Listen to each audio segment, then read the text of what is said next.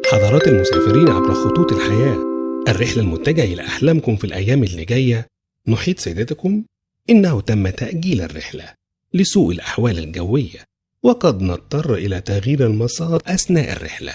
شكرا. يا أهلا بكل إنسان عايش معانا في أرجاء المعمورة. إزيكم؟ عاملين إيه؟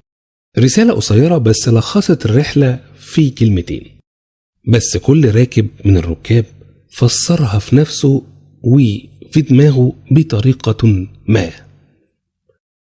في اللي فكر في الوقت اللي ضاع والتأخير ومش عارف هعمل ايه وازاي وهتأخر والمشاوير والمواعيد والأمور اللي أنا مرتبها ومش عارف ايه. وفي الشخص الندابة اللي هو يقعد يقول لك اشمعنى أنا عارف حظي، أنا كده، أنا حظي سيء على طول، أنا اللي بيحصل لي كده على طول ليه واشمعنى ويقعد يندب في حظه. عشان كده بقول عليه شخصية ندابة. وفي بقى راكب فهم القصة.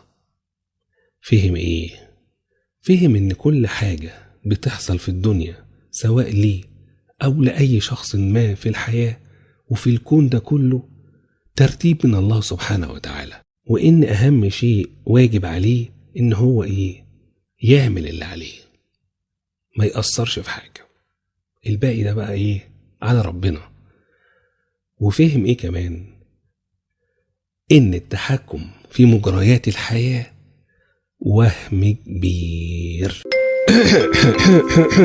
النداء الأخير على السادة المسافرين على متن رحلة خطوط الحياة، سرعة التوجه إلى بوابة التسجيل، طائرتكم على وشك الإقلاع للأسف.